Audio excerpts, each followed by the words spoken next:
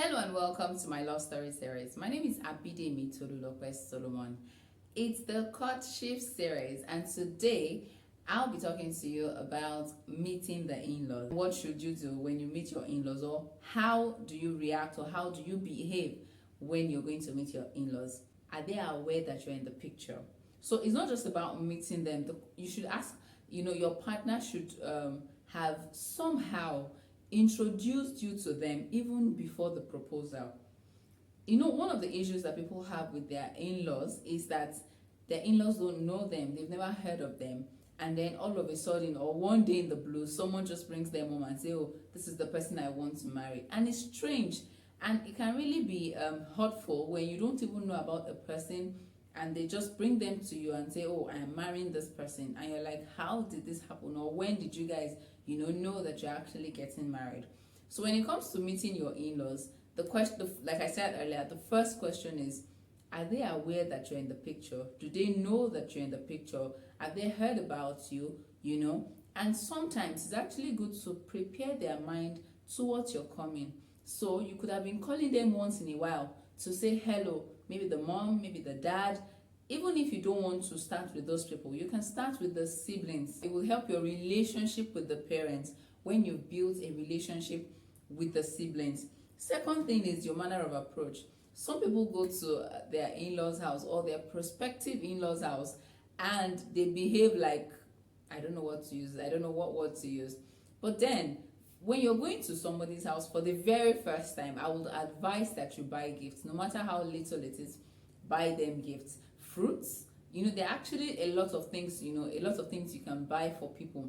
You can buy them fruits, you can buy them drinks, you can buy them food stuff, anything. Ensure that you don't go there empty-handed. And when you get there, ensure that you smile, ensure that you're cheerful, ensure that you don't necessarily have to be all playful, but then be cheerful, smile, laugh when they say something that is funny. Be friendly to the little ones that you meet there. Another thing is, learn the traditions and the cultures of the people you're going to meet. Learn their traditions, learn their cultures, learn how they behave in their places.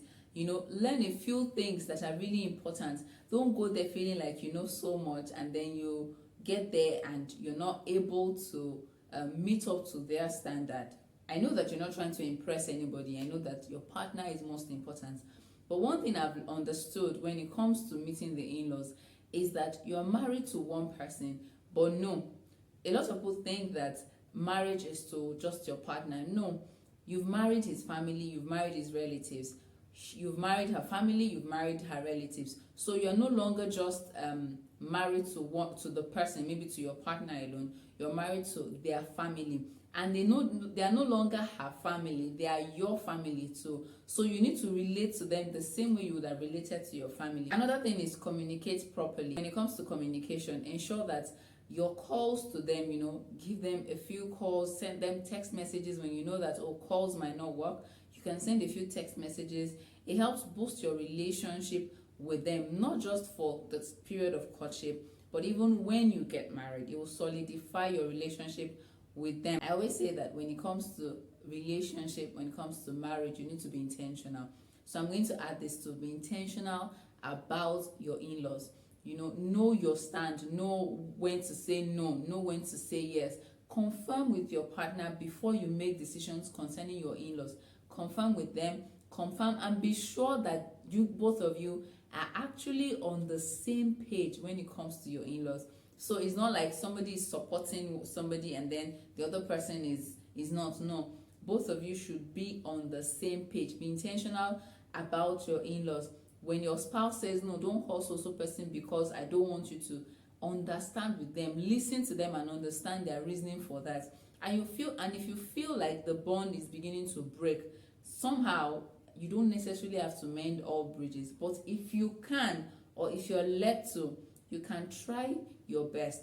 But before you do that, ensure that you pray about it. Be sure that it is God that is leading you to actually mend those bridges. Follow us on all our social media platforms, on Instagram, on Facebook, on Twitter, and actually we have podcast on Spotify, on iHeartRadio, My Love Story Series podcast. And I'm sure that by the time you listen to this podcast, you will also be blessed.